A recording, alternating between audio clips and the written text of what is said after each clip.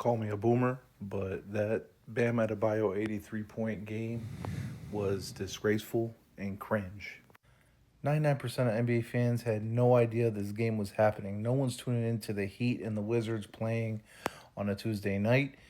Some folks tuned in the last like 6, 7 minutes, knowing that Bam had a crazy game going, and I was one of them. Okay, I decided to tune in, and what I saw was disgusting.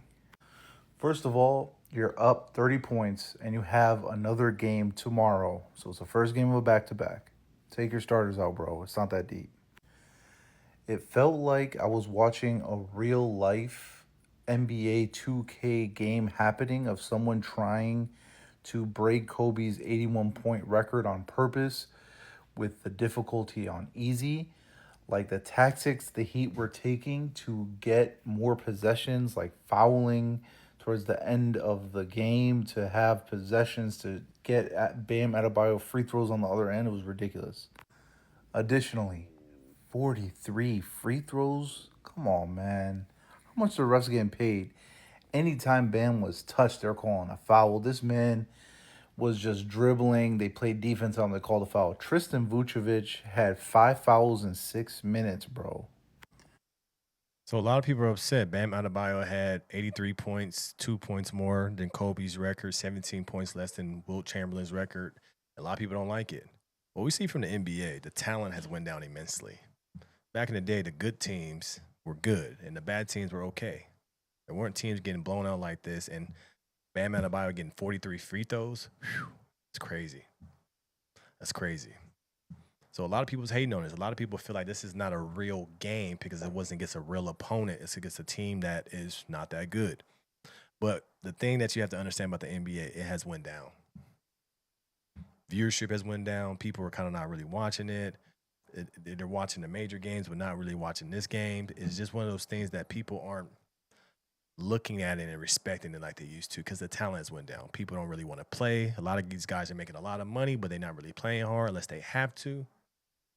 It's not just the love of the game and love competition. These guys are just playing because they're getting a fat check. Bam Adebayo, look, he's going to be in the history books, 83 points. But a lot of people think that he shouldn't. A lot of people think that it should still be Kobe because Kobe really worked this thing and did this thing when he got 81. It was more magical, right? It was against I believe the Raptors, Jalen Rose and the Raptors. But you can't take away from Bam now. 83 points is still 83 points. He still made the shots. So you have to understand, he still made the shots. Even though it was against a lackluster team, even though he did have 43 free throws, which is crazy. But he still did it. But do I look down on it? You can't. You got to respect it. Is it as magical as Kobe's? Absolutely not. But if we look at Wilt Chamberlain, who was Wilt Chamberlain playing against when he got 100? So it's kind of like one of those scenarios. It's still an absolute GOAT of a feat, but nobody would have thought they'd be talking about Bam Adebayo and Wilt Chamberlain and Kobe Bryant in the same breath. That's probably the reason why people are shocked. They didn't think that Bam Adebayo, who's usually not known for scoring like that, will get 81 points. So is he really a good scorer, or are the Washington Wizards just that bad? But you have teams tanking on purpose. You have viewership going down. You have the NBA All Star not really being watched and guys not playing hard. The NBA needs to do a lot to fix it. But what do? These guys are getting paid top dollar. What are you going to do? Fine them? I don't know. So even if you play an inch a level hard, you're going to win and you're going to have a lot of points. Well, as we know, the Miami Heat, they play hard. They play hard. They play hard. So no matter what, you got to come with it. If you don't, somebody gonna get 83. It's just one of those things that I can't knock it. I can't knock Bam getting 83. It's still an absolute feat, but it is kind of weird talking about him, Wilt Chamberlain, and Kobe in the same sentence. I think that's probably why people are kind of caught off guard.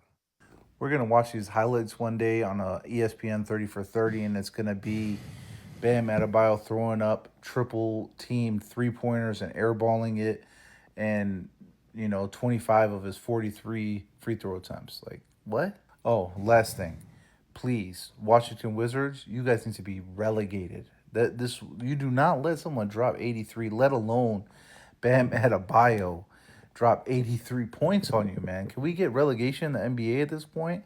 Man, call up one of those G League teams, please. I don't know. Maybe I'm old, but I'm not happy that Kobe's record was broken in the way that it was broken. That was disgraceful. Okay, I'm trying to understand why so many people are upset at the fact that Miami Heat star Bam Adebayo scored 83 points, passing Kobe's 81 points for second most all time in an NBA game behind Wilt Chamberlain's 100 points, 101 points, or whatever Wilt scored. Why so many people pissed off about that? I don't understand it, man. We talk about the state of the NBA game right now. We talk about star players not wanting to play, sitting down and missing a lot of games. You can't say that about Bam. Bam plays, and when Bam plays, he goes out there and plays hard. From what I see, Bam plays basketball the right way. He gives maximum effort.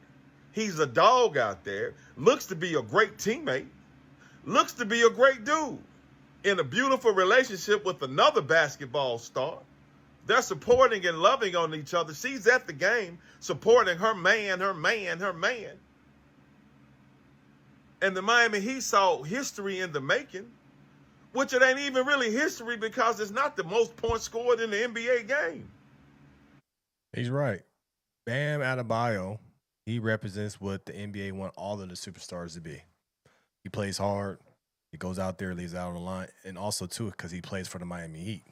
If you're playing for the Miami Heat, if you know anything about basketball, you can't play soft for the Miami Heat. You have to go blazing every single time. So, look, it's just I think a lot of people didn't expect Kobe's record to be broken. See, this is not really a Wilt Chamberlain record. People don't care about Wilt 100 points. They care about Kobe being broken, right? If Bam would have got 79, nobody would be tripping. But the Miami Heat saw an opportunity to get him number 2, and I believe he's getting rewarded for playing hard. You can't get mad at that. You can't knock that. You can't knock that because all he's doing is playing hard. If all the NBA stars play hard as him, then the game would be in a better place. It'd be competitive. Right now, when we look at the NBA, it's not competitive. You know, it only gets competitive in the playoffs. But what about the other 82 games that people pay to come see? They want to see a good game too. They don't want to see, okay, you play hard only for the fourth quarter if it's close enough. But that's right. I'm not mad at it. I'm not mad at it because Adebayo, he's the player that you want all these NBA players to be.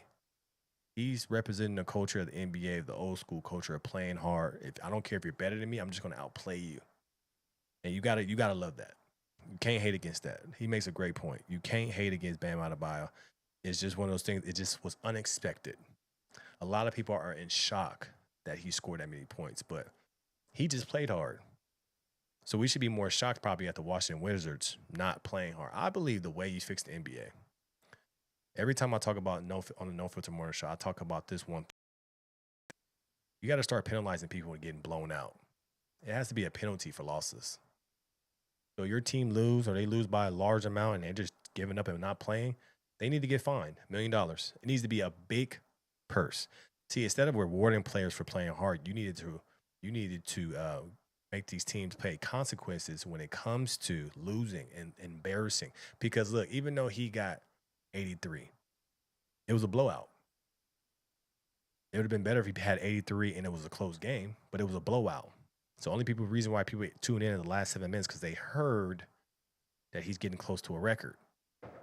So I believe that if I was a commissioner in the NBA, I would start penalizing players. I would start penalizing teams for making the game look bad. Because even though he got 83, it takes away from that 83 because it was a blowout. That means the team refused to play enough or play hard enough to make sure that the game is not boring. Every game should be important to these players. The reason why is because there's somebody spending their hard-earned money to watch them or spend their hard-earned money to get the streaming rights to watch them. So it has to be taken more seriously. It has to be start being, if you lose, you're losing money. $1,000 a game, $2,000 a game, $10,000. If you lose by 30, this much. You have to start playing hard, but you have to give them a reason to play hard. I would start hitting them in their pockets. That's what I would do. That's exactly what I would do. Like, what else could we do here? You try to pay them more, they don't play hard. You try to pay them more bonuses in NBA All-Star, they don't play hard, right? They don't play hard. They chilling. And I get it. I feel like the NBA All-Star game should be over with. I feel like it should just be a time where players take a break, recharge, and get ready for the rest of the season. Because what you see is a lot of these players are getting burnt out.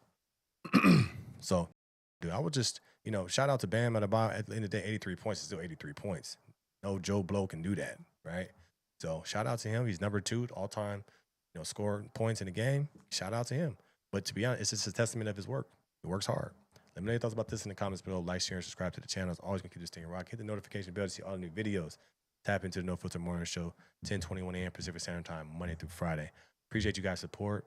Appreciate the love, and I appreciate the hate. I'm going to keep on going no matter what. I'm out.